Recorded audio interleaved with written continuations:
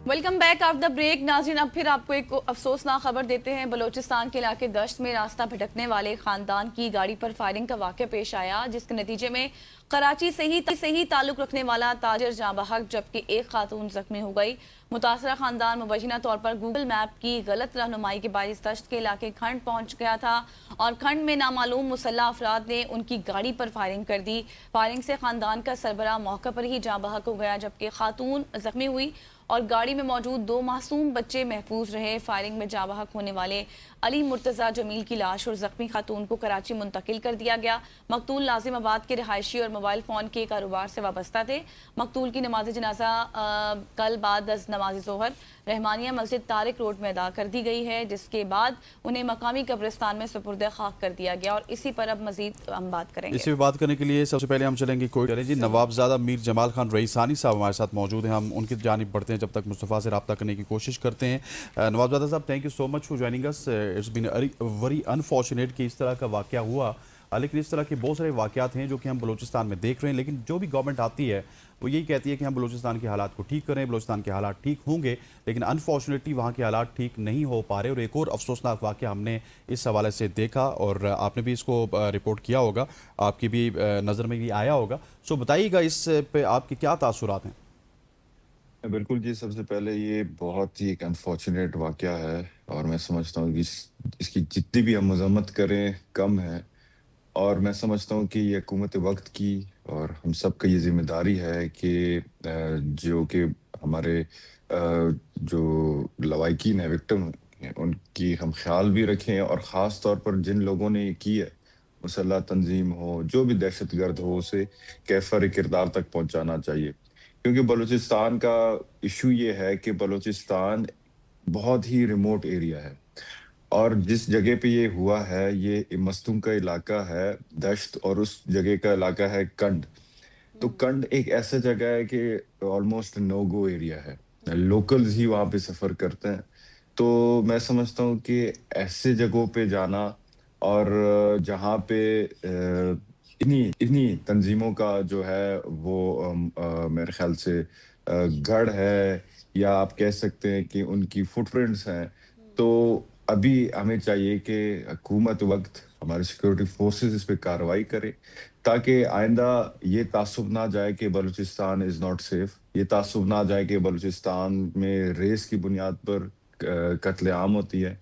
क्योंकि हमें पता है, हम बलूचिस्तान में रहते हैं कि ये कुछ मतलब दहशतगर्दों को इतना वो वस नहीं है कि वो हार्ड टारगेट्स की तरफ जाएँ। वो यही सॉफ्ट टारगेट्स को चूज़ करते हैं ताकि बलूचिस्तान का जो अमन है वो सबताज हो सके, मीडिया में सबताज हो लेकिन सके, सर, ये अच्छी नेशनल बात है इंटरनेशनल कि मीडिया पे। इसमें बच्चों को महफूज छोड़ा गया है, वो ठीक है, और अहलिया जो थी वो भी जख्मी हुई हैं। लेकिन देखिए, वो फैमिली खुद भी वहाँ नहीं गई, गूगल की गलत रहनुमाई की वजह से बिल्कुल, वहाँ पहुँच बिल्कुल। गई है। तो इसमें भी आपको नहीं लगता कि इस हवाले से भी कुछ सिक्योरिटी मेजर्स अब लेने चाहिए, देखना चाहिए इस सूरत हाल को भी? देखिए जी, बिल्कुल इसमें चूँकि हम बलूचिस्तान में रहते हैं और ये फैमिली जो थी वो कराची से ट्रैवल करते आई हुई थी और 2-3 दिन वो क्वेटा में रह चुके थे। हम्म। तो हमारे जिनके पास ये मेहमान थे या बलूचिस्तान के लोग, उनके क्योंकि हमारा एक टाइमिंग्स होते हैं कि रात को Balochistan is not safe to travel and this is a fact, क्योंकि हम हम्म। एक हालात जंग में हैं। बिल्कुल। हमारे जैसे मैंने कहा कि रिमोट एरियाज़ हैं, पहाड़ें हैं, बॉर्डर्स हैं हमारे, मतलब we don't know what will happen anything. Hmm. और इतने बड़े जगह को आप मॉनिटर करना इट्स ऑलमोस्ट इम्पॉसिबल। हम्म। तो सिक्योरिटी मेजर्स हमारे पास पहले से हैं, एसओपीज़ है। लेकिन मुझे लगता है कि किसी ने इन्हें शायद आगाह नहीं की होगी या हम्म। किसी ने उन्हें बताया नहीं होगा। लेकिन बहरहाल जो हुआ, मैं समझता हूँ कि इसकी मज़म्मत करनी चाहिए और इसके एंड तक पहुँचना चाहिए कि किसने किया। क्योंकि जैसे मैंने कहा कि वो तंज़ीम जिसने की उसमें तो इतने गट्स नहीं होंगे कि वो किसी मासूम का कत्ल अपने सर पे ले ले। तो हम्म। मैं समझता हूँ कि जिसने भी की है इसकी छानबीन होनी चाहिए और उन्हें कैफर किरदार तक पहुँचाना चाहिए। अच्छा, रईसानी साहब, आप क्योंकि नस्ल दर नस्ल यहाँ पे सियासत भी कर रहे हैं, बलूचिस्तान के इश्यूज़ को भी आप देख रहे हैं, तो एक आप नौजवान बलूचिस्तान के क्या आप समझते हैं कितनी ज़्यादा बेहतरी आई है बलूचिस्तान के हालात में? क्योंकि आपने खुद ही कहा कि बलूचिस्तान अभी भी बहुत सारा बलूचिस्तान ऐसा है, या फिर आप 90% बलूचिस्तान कोयटा के अलावा कर लें कि वहाँ पे आप रात को ट्रैवल नहीं कर सकते। सो कितनी ज़्यादा बेहतरी हमारी जो सिक्योरिटी फोर्सेज है वो लाने में कामयाब हुई हैं? देखिए जी, सिक्योरिटी फोर्सेस बहुत उनकी जो कार्रवाइयाँ हैं, उनकी जो आईओबीज़ हैं, उनकी जो एंगेजमेंट्स रही हैं, उनको हम खराज तहसीन पेश करते हैं। हमारे गाज़ी भी हैं, हमारे चंद शुहदा भी हैं। लेकिन मुझे लगता है कि जो बलूचिस्तान का इश्यू है, वो हम सबको समझनी चाहिए कि it is not a sprint. ये 5 साल में, 10 साल में हल नहीं हो सकता। ये इट इज़ अ मैराथन। हमें स्टेप बाय स्टेप चलना होगा। मेरा एक पर्सपेक्टिव है, क्योंकि मैं सियासत करता हूँ और ग्राउंड लेवल की सियासत, हल्के की सियासत भी हम करते हैं।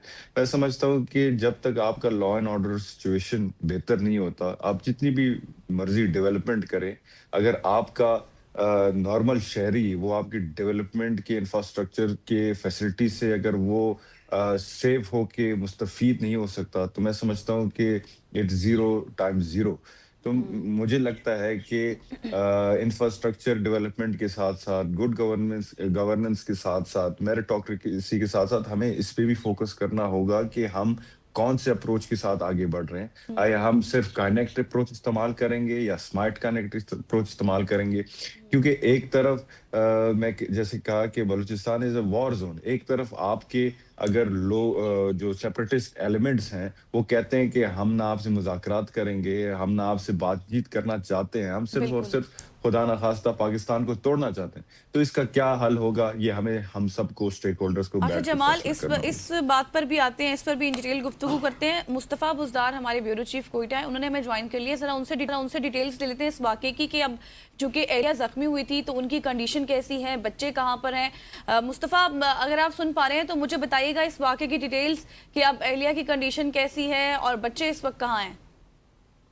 देखें, जो भी इतला मिली, हमारे जो रेस्क्यू की टीमें हैं उन्होंने बर वक्त बच्चों को रेस्क्यू किया। वो इनकी जो जख्मी बीवी थी उनको रेस्क्यू किया, क्वेटा मुंतकिल किया गया और उसके बाद जो है कराची मुंतकिल किया गया है इन जख्मियों को और बच्चों को। और लाश भी कराची मुंतकिल की गई थी, जिस तरह अंदाजा भी वहाँ पे जनाजा भी अदा कर दिया गया। ये सारी सूरत हाल जो है अब कंट्रोल में है। हमारे इदारे जो है बर वक्त वहाँ पे पहुंचे थे मौके वारदात पे और उन्होंने इलाके को घेरे में लिया। बल्कि अब तक की जो इतलात मसूल हो रही हैं वो ये आ रही हैं कि जिन दरिंदों ने, जिन दहशतगर्दों ने ये जो वहशत फैलाने की कोशिश की, दहशत फैलाने की कोशिश की, उनको भी जहन्नम वासिल कर दिया गया है। हमारे सिक्योरिटी इदारे जो है इस पे लगे हुए हैं। वो जो है हतमी जो प्रेस रिलीज है जब वो सामने आएगी तो ये अंदाजा लगाया जा सकेगा कि कितनी तादाद में ये लोग थे और वो चाहते क्या थे। तो उसका इंतजार किया जा रहा है जी। अच्छा मुस्तफ़ा, ये बताइएगा कि कोई एफआईआर वगैरह नामालूम अफराद के खिलाफ जो दायर हुई है उसके ऊपर कितना कुछ वर्कआउट हुआ अभी तक? देखिए, इस तरह की जितनी भी वारदातें होती हैं दहशतगर्दी के खिलाफ, इनको जो है हिडन रखा जाता है ताकि उसमें जो दफात शामिल की जाती हैं या दीगर जो एक्टिविटीज हैं उसका फायदा ना उठा सकें जितने भी दहशतगर्द हैं। इसलिए जो है मुकदमा तो दर्ज कर लिया गया है, लेकिन कौन से दफात शामिल किए गए हैं दहशतगर्दी एक्ट के अलावा, ये अब जो है सामने आना बाकी है। अच्छा मुस्तफ़ा, ये बताएं कि वो फैमिली जाना कहाँ चाहती थी, क्योंकि गूगल की गलत रहनुमाई की वजह से वो वहाँ पहुँच गए और उससे पहले वो कोयटा में स्टे भी कर चुके थे। तो क्या कुछ पता चल सका है कि किसके यहाँ स्टे कर रहे थे पहले से और ये जाना कहाँ चाहते थे? देखें, बलूचिस्तान की एक तारीख है। बलूचिस्तान जो है रिवायतों की अमीन सरजमीन है। यहाँ के लोगों को मेहमान नवाज समझा जाता है, चाहे बलोच हूँ, चाहे पठान हूँ, चाहे दूसरे बिरोही जबान बोलने वाले हूँ, वो एक अपनी तारीख रखते हैं और उनकी एक अहमियत रही है। तो यही वजह है कि सूबे भर के अलावा जो है दीगर इलाकों से, दीगर सूबों से, दीगर मुल्कों से यहाँ पे लोग आते हैं अपने प्यारों के पास, अपने रिश्तेदारों के पास, बल्कि जहाँ पे जो सियासी मकाम है उनका भी रुख करते हैं। तो ये भी जो है गर्मियों की छुट्टियां मनाने के लिए अपने ठंडे इलाके की तरफ यानी कि क्वेटा की तरफ इन्होंने रुख किया, अपने रिश्तेदारों को मिलने के लिए आए थे। लेकिन यहाँ पे एक चीज जो देखी है वहां पे ये है कि जहाँ पे जब भी कोई बंदा सफर करता है तो रास्ते में जंगलात भी आते हैं, पहाड़ी सिलसिला भी आता है, नेटवर्क का भी इशू होता है। और इन्होंने जो है गूगल का सहारा लिया शॉर्टकट लेने के चक्कर में। जो है जब गूगल ने इनको गलत रास्ता बताया तो रास्ते में जो है मुसल्लह अफराद मौजूद थे या उनका कोई ठिकाना मौजूद था। उन्होंने जो है अननोन गाड़ी आते हुए देख के इन पे अंधाधुंध फायरिंग की है, जिसके नतीजे में ये सारा वाकया दैट इज वेरी अनफॉर्चुनेट। अच्छा नवाब साहब, मैं आपकी तरफ आता हूँ। मुझे ये बताइएगा कि جس طرح سے آپ نے خود اپنی گفتگو میں کہا تھا کہ رات کو یہاں پہ ٹریول سیف نہیں ہوتا، تو کیا آپ سمجھتے ہیں کہ جس طرح کوئی بھی ٹورسٹ آتا ہے، چاہے وہ کاروبار کرنے آتا ہے، وہاں پہ گھومنے پھرنے آتا ہے، اس کے لیے بھی خاص ایس او پیز بھی جاری کرنی چاہیے کہ آپ کو کم از کم رات کے وقت کہیں بھی نہیں جانا چاہیے، چاہے گوگل کا سہارا لیا جائے یا پھر کوئی لوکل ہو اس کا بھی سہارا لے کے آپ رات کے وقت باہر نہ نکلیں؟ بالکل جی، میں سمجھتا ہوں کہ مطلب کیونکہ بفر زون ہے اور ہم ایٹ اسٹیٹ آف وار ہیں، اور یہ چیز سمجھنے کی ضرورت ہے کہ بلوچستان ٹھیک ہے، ہمارے سیکورٹی فورسز کارروائی بھی کر رہے ہیں، حکومت وقت بھی اپنا بھرپور کوشش کر رہا ہے کہ بلوچستان کو سیو کیا جائے، لیکن بلوچستان کی ڈائنامکس دیکھیں، اس کی جیوگرافی دیکھیں، اٹس واسٹ، اٹس ہیوج. تو جیسے میں نے کہا کہ مانیٹرنگ کے حساب سے obviously you have to take some SOPs. Locals کے لیے بھی ہمارے SOPs ہیں. رات کو اگر آپ نکلتے ہیں کوئٹہ سے مستونگ کی طرف تو دہشت گردی بھی ہوتی ہے، لا اینڈ آرڈر سچویشن کے علاوہ کرمنلٹی بھی ہے اس میں، تو you have to take SOPs، چاہے آپ لوکل ہو یا باہر سے ہو. لیکن ویسے بھی اگر دیکھا جائے کسی بھی جگہ پہ آپ جاتے ہیں سفر کرنے کے لیے تو بندہ صبح ہی سفر کرے تو بہتر ہے، چاہے وہ جتنے بھی سیف ہو. تو this are some basic travelling sense, اور میں سمجھتا ہوں کہ ان چیزوں کو ہمیں as a person, as a normal traveller یا جو بھی ہے، اسے سوچ سمجھ کے اپنے جو فیصلے ہیں ان کو لینا چاہیے. جی صحیح. اچھا جمال، یہ تو ہم نے بات کر لی، اس پر ڈسکشن ہو گئی. میں چاہتی ہوں کہ دیگر آپ کی موجودگی کا فائدہ اٹھاتے ہوئے دیگر بھی کچھ ایسے ایشوز ہیں جن پر بات کی جائے. ابھی آج ہی ہم بات کر رہے تھے کہ جو پیٹرولیم مصنوعات کی قیمتیں ہیں اس کے حوالے سے، اور وہ کہہ رہے تھے، وزیر پیٹرولیم کہہ رہے تھے کہ ہم نے جتنا اضافہ کیا ہے اس سے زیادہ ریلیف بھی دیا ہے، اور عالمی سطح پر جس طرح سے کم ہوں گی. تو آپ کو لگتا ہے کہ ایک عام آدمی کی زندگی اس وقت بالکل ٹھیک چل رہی ہے اور اس طرح سے ریلیف ان کو دیا جا رہا ہے آفٹر بجٹ، اور جس طرح سے یہ پیٹرولیم مصنوعات کی قیمتیں عالمی سطح پر کم ہوئی ہیں اس لحاظ سے ادھر بھی کم ہوئی ہیں؟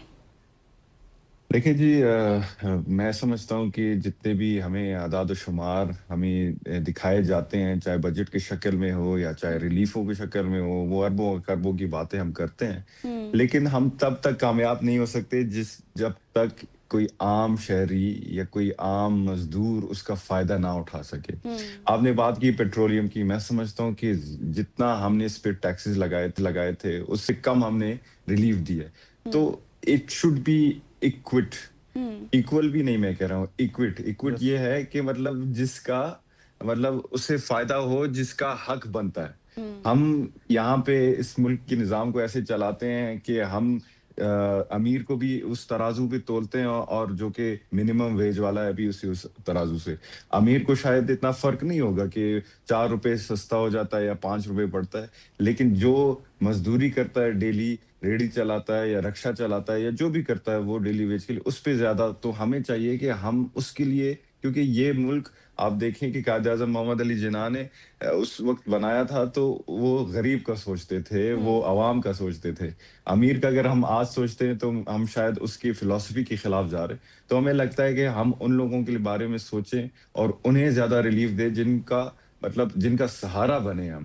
ابھی آپ نے شاید دیکھا ہوگا کہ ہم اپنے یوتھ پہ کتنا انویسٹ کر رہے ہیں، آپ کا ایجوکیشن پہ کتنا ہے، جو آپ کا انٹرنیشنل سٹینڈرڈز کہتے ہیں کہ آپ 6% آف دا بجٹ آپ اپنا ایجوکیشن پہ لگائیں کم از کم.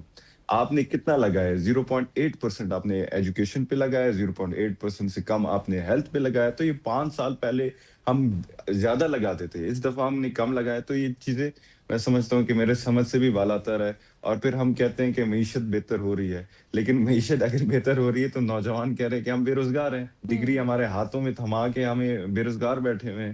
تو یہ چیزیں سمجھیں اور خاص طور پر احساس رکھے، تبھی میرے خیال سے کچھ بہتر ہو پائے گا. علی وزیر صاحب میرے بڑے اچھے دوست ہیں، میں زیادہ نہیں بولوں گا ان کو اس پہ، لیکن یہ ہے کہ عوام کو ریلیف ملنی چاہیے اور غریب عوام کو اچھا، ملنی چاہیے. It's not about Ali Parvez Malik, it's about the behaviour of the government. مطلب کہ آپ یہ دیکھیے کہ ان کے فیصلوں پہ یا ان کی باتوں پہ سینیٹی پریویل نہیں کرتی کہ ہم نے بڑا ریلیف دے دیا عوام کو. حالانکہ پرائسز وہیں پہ واپس پہنچ گئی ہیں جہاں پہ جنگ سے پہلے تھی، لیکن ابھی بھی ہم 300 روپے کا خرید رہے ہیں پیٹرول. جنگ سے پہلے وہ 260 265 کا تھا. سو یہ چیزیں پھر عوام ان کو سننا پسند نہیں کرتی نا. عوام اتنی بھی تو لا علم نہیں ہے کہ اس کو پتا ہو کہ کہاں پہ تھا پیٹرول، کہاں پہ اب ہے. بالکل جی، بالکل. عوام ہر وقت، جیسے میں نے کہا کہ عوام کو فرق نہیں پڑتا کہ ہم کتنے سٹیٹسٹک شو کر رہے ہیں، ہم کیا سرپلس شو کر رہے ہیں. وہ اگر اپنی ڈیلی زندگانی اگر تکلیفوں کے ساتھ وہ اگر گزارتا ہے تو میں سمجھتا ہوں کہ وہ گورنمنٹ کو ہی بلیم کرے گا، اور گورنمنٹ کا یہ فرض ہی بنتا ہے کہ جتنے بھی انٹرنیشنل سٹینڈرڈز ہیں اس کے مطابق ہی، کیونکہ اگر افیکٹ ہونا تھا تو دوسرے ممالک بھی افیکٹ ہوتے. تو میں سمجھتا ہوں کہ ان چیزوں کو عوام بالکل آئی ایگری ود یو کہ عوام as well astute when it comes to the price rates internationally. تو ہمیں بھی ریگولر کرنی چاہیے ان چیزوں کو. صحیح. تھینک یو سو مچ نواب زادہ میر جمال خان ریحسانی صاحب ہمارے ساتھ موجود تھے. ہم ڈسکشن کر رہے تھے بلوچستان والے ایشو پر بھی، اور اس کے ساتھ ساتھ پیٹرول پرائسز کے حوالے سے اسپیشلی، جس کے حوالے سے کہا جاتا ہے آج بھی ہم نے خبر آپ کے سامنے رکھی کہ بالکل عوام کو ریلیف دیا گیا اور عوام کے مطابق، اور مزید اس میں کم بھی کیا جائے گا. حالانکہ قیمتیں ابھی برقرار رکھی گئی ہیں، امید بہت زیادہ تھی کہ شاید مزید کم ہو جائیں گی، بٹ یہ صورتحال اسی طرح سے بھی چلتی رہتی ہوئی ہمیں نظر آئے گی. یہاں پر لیں گے ایک شارٹ سی بریک، واپس آئیں گے، ہمارے ساتھ رہے گا.